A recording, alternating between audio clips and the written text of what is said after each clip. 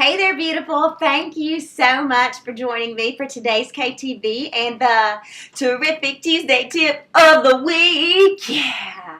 Today we are going to be talking about, you're going to get a double dose of singing. Money, money, money, money. Oh yeah, money, honey. Tell you what, it doesn't matter if you like money, if you hate money, that word is guaranteed to evoke some kind of reaction in you. So today we're going to talk about an area that a lot of entrepreneurs struggle with, myself included, and that is money, honey. So oftentimes when I work with people, the money issue comes up. And what do I mean by the money issue? Well, first of all, it's usually, Kendrick, all the stuff that you're teaching me is amazing, and I can see how that'll create conversation and how that will get clients excited to work with me, but I'm still going to hear, I can't afford to work with you, your services cost too much money. And we're going to address that here on KTV. Again, we've addressed it many times. We're going to address it again, but not on this episode. Because what I teach my clients is you got to dig down deep into the money issue before you can really know how to effectively handle it. So I teach my clients that the first place to start with money, before I teach you how to handle those objections, is you got to divide money into 3 buckets, okay?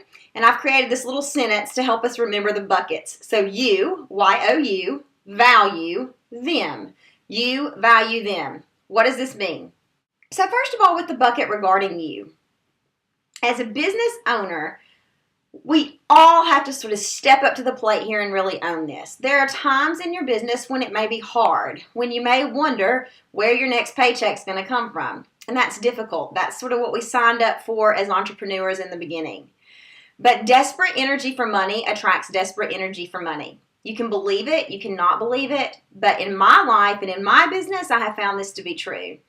So true that a good friend of mine once said to me, Kendrick, until you clean that energy up around money, I don't know how you're going to move forward. And she was right. Desperate energy for money creates desperate energy for money. So if you are constantly hearing, I can't afford to work with you, I can't afford to work with you, I can't afford to work with you, take a look at yourself first. Are you putting out some desperate energy for money? And if so, find an energy worker or a program to clean that stuff up. Okay, so that's bucket number 1. Bucket number 2 is value. You have got to be so sold, I've said it before and I'll say it again, on the value that you deliver. We all believe that we have value to share. But I am talking about being so sold on the value that you deliver that you sort of become like the stereotypical Southern Baptist evangelical preacher who wants to shout it from the rooftops that he has found the answer. If you don't know what I'm talking about, just consider that a Southern reference that you need to know nothing about. The point is you're passionate. You know that your product or service is the answer beyond a shadow of a doubt to get them from point A to point B.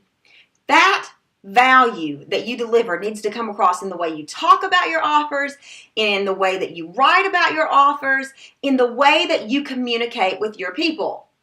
So you can control these first 2 buckets of money, right? You got you, about your energy and your relationship with money, and value. You can control the value that you deliver and believing in your services. The 3rd bucket you can't control, and that's them. And you don't want to control them, right? We want informed buyers who are happy and eager to click purchase. Somebody may have money issues. Somebody may say, I would love to work with you, but I can't afford it. And it doesn't matter if it's true or not. Because in the United States of America, at least, most people can afford to do whatever they want to do, right? People are happy to pay your asking price when they see the value in what you deliver. Think about it. When you see the value, you're happy to pay the asking price.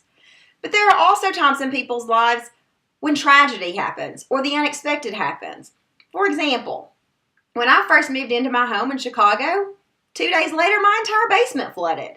So if I had been talking to someone about buying a product or a service and then my basement flooded, I really might have something that somewhere else I needed to invest my money. And that's okay. You can't control that. So you value them means you control what you can control. You control your energy around money. value, you make your value so irresistible that people would be insane not to click purchase, and you leave them and their stories for them. You can't control them. So this is a 3-part answer or a 3-part bucket to begin to handle the money objection. Next week on KTV, we're going to talk about exactly what to say and exactly how to circumvent that money objection. Thank you so much for tuning in to today's KTV and the terrific Tuesday tip of the week. I would love to hear, what are your biggest struggles when it comes to money and pricing your services or having that awkward conversation with your customers or clients? Please leave a comment below and let's get a conversation started.